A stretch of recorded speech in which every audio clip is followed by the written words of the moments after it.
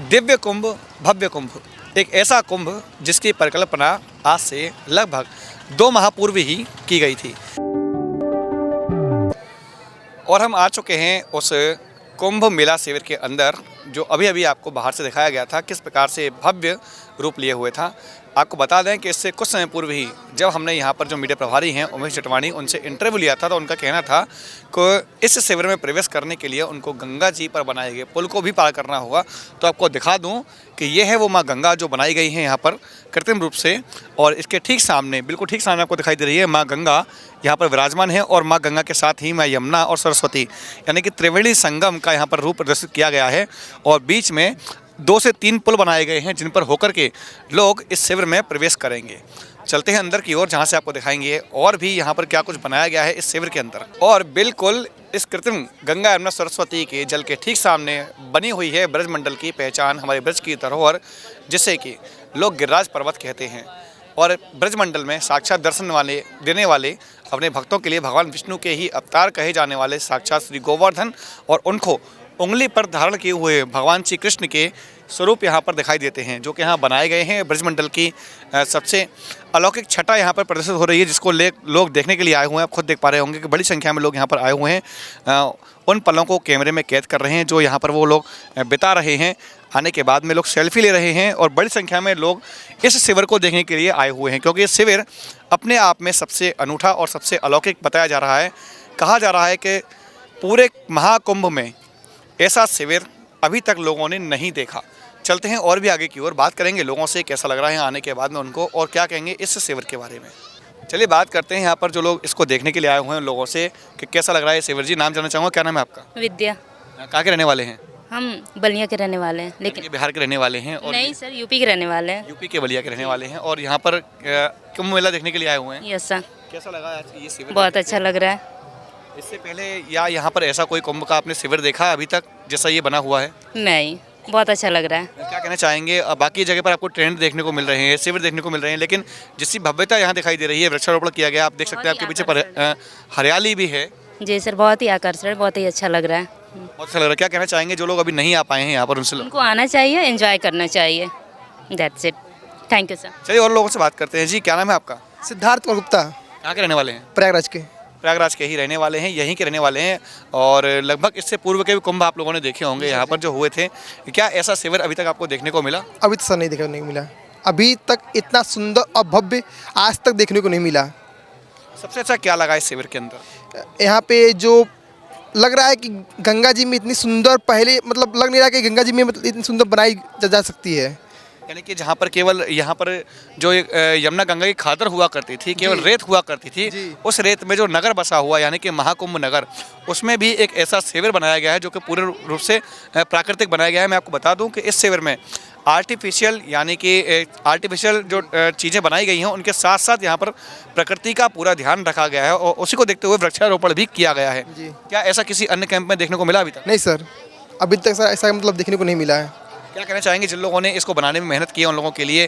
क्या कहना चाहेंगे जो यहाँ आश्रम के जो लोग हैं उन लोगों के लिए, और जो लोग अभी नहीं आ सके हैं यहाँ देखने के लिए, उनसे क्या अपील करना चाहेंगे? मैं यही अपील करना चाहता हूँ कि जो लोग अभी प्रयागराज के बाहर हैं वो आएँ और यहाँ प्रयागराज के संगम में देखें, यहाँ की माहौल, यहाँ की सुंदरता को अपने अंदर ग्रहण करें।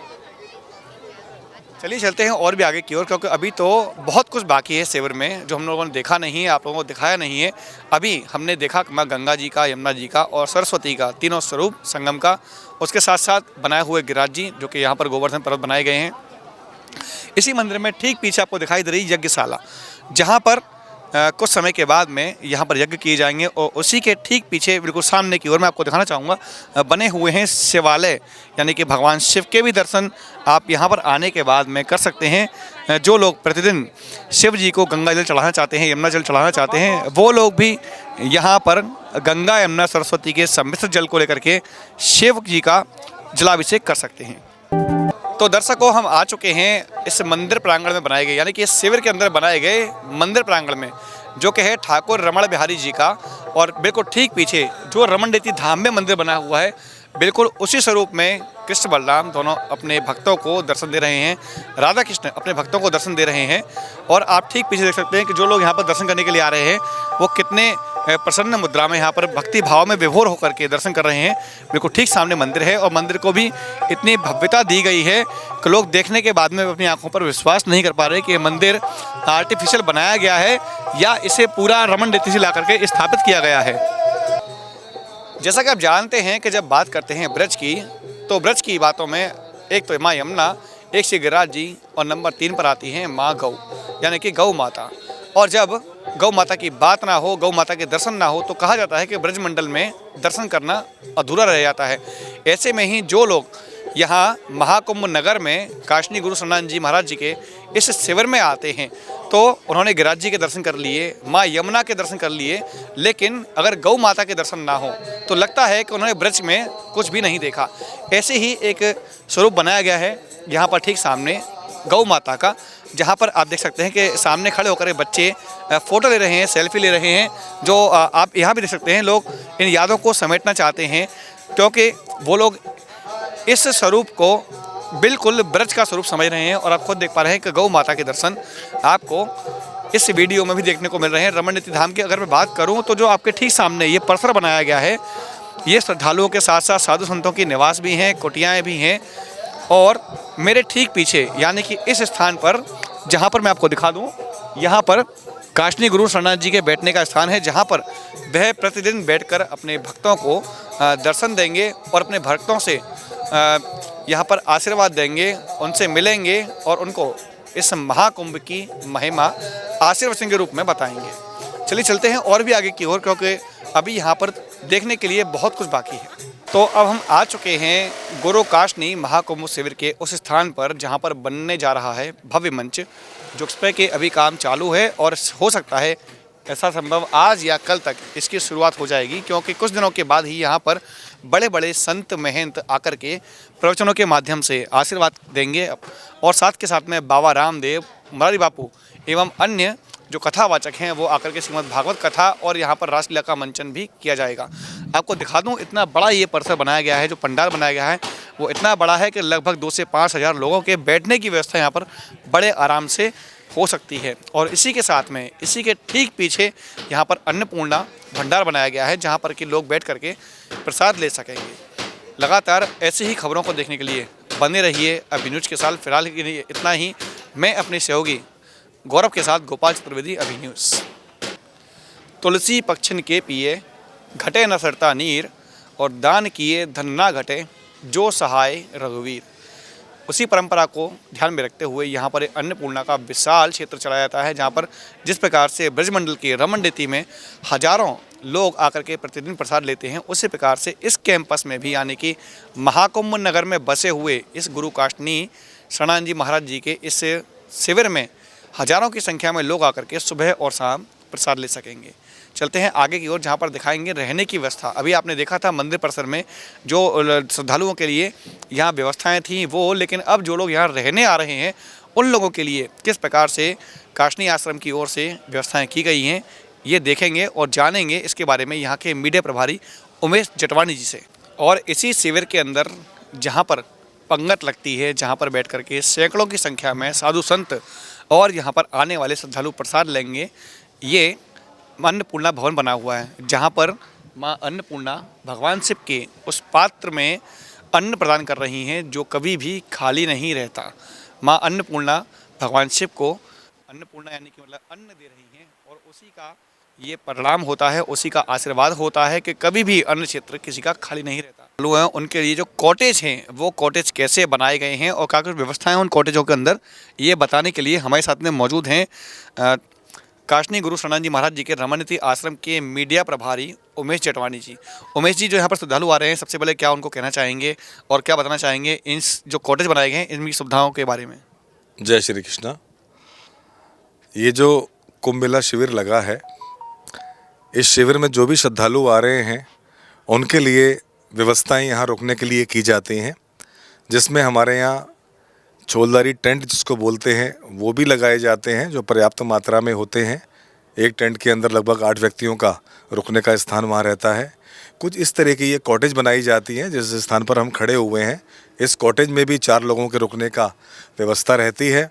ऐसे ही संतों के लिए, ऋषि कुमारों के लिए, आचार्यगण के लिए या विशेष संत जो यहाँ पर पधार रहे हैं उन सभी के लिए यहाँ पर एक रुकने का स्थान बनाया जाता है। ये कॉटेज जो बनी हुई है ये अटैच्ड लैट्रिन बाथरूम ये कॉटेज हैं। कुछ कॉटेज ऐसी होती हैं जिसमें श्रद्धालु जो कुंभ का आनंद लेते हैं और उनके लगता है कि हमें कुंभ में वो आनंद लेना है कि हम घर की सुविधाओं से दूर रहना चाहते हैं, हम ऐसी जगह स्थान पर रहना चाहते हैं कि वास्तव में हम कुंभ का आनंद ले सकें, तो उनकी श्रद्धा होती है कि हम टेंट में निवास करें। तो उनके लिए टेंटों का इंतजाम भी यहाँ पर किया जाता है और वो यहाँ पर आकर निवास करते हैं, महीना भर इसका प्रवास करते हैं और कुंभ में जितने भी स्नान हैं उसको करते हुए आनंदित होते हैं। यहाँ पर प्रसाद की व्यवस्था सामूहिक है, जो सभी के लिए व्यवस्था रहती है। हाँ, जो लोग नीचे नहीं बैठ सकते हैं उनके लिए कुर्सी मेज की व्यवस्था भी रहती है कि ऊपर बैठ के प्रसाद पालें। तो ये ऐसी व्यवस्था इस शिविर में जो लगभग 1 महीने के लिए जो शिविर चलेगा उस शिविर में यहाँ पर रहने वाली है। मैं आपको व्यवस्थाओं के बारे में बता दूं तो आप देख सकते हैं यहाँ पर मेरे ठीक सामने लगभग 3 से 4 पलंग बनाए गए हैं। एक टेबल लगी हुई है गर्म पानी करने के लिए, यहाँ पर एक मग है और साथ के साथ में एक अलमारी यानी कि अलमीरा की व्यवस्था भी ऐसी की गई है। कपड़े की अलमीरा है जिसमें लोग अपने सामान रख पा रहे हैं। बड़ी सुंदर व्यवस्था इस वीआईपी टेंट के अंदर यानी कि एक कॉटेज के अंदर की गई है। जो व्यवस्थाएँ लोगों को घरों में सुख सुविधाएँ होटल में मिलती हैं, बिल्कुल वैसी ही व्यवस्थाएँ यहाँ पर इन कपड़ों के टेंट में मिल रही हैं। मैं थोड़ा सा इसमें संशोधन करना चाहूँगा कि ये जो अलमारी की सुविधा है ये हर कमरे के अंदर नहीं है। ये तो व्यक्तिगत रूप से अगर कोई व्यक्ति आ रहा है और व्यक्तिगत रूप से अपनी सुविधा के हिसाब से वो कुछ करना चाहता है तो ये उनके लिए व्यवस्था उसकी खुद की स्वयं की व्यवस्था है। यानी कि जो यहाँ पर रुके हुए हैं वो इन व्यवस्थाओं को यहाँ पर लेकर आए हैं, को अपने हिसाब से अपने रूम के लिए, जहाँ पर अपनी कॉटेज के लिए सुविधा के अनुसार से वो लगाए हुए हैं, वो उनके लिए उन्होंने खुद ही लगाई है। यानी कि फोल्डिंग है और लोगों को सुविधा के अनुसार वो लेकर आए हैं ताकि उनको दिक्कतें ना हो। ये बिल्कुल कपड़े की और रेगजिन की बनी हुई हैं ताकि बरसात से भी लोग अपने सामान को सुरक्षित रख सकें। फिलहाल के लिए इतना ही। मैं अपने सहयोगी गौरव चतुर्वेदी के साथ गोपाल चतुर्वेदी, अभी न्यूज़।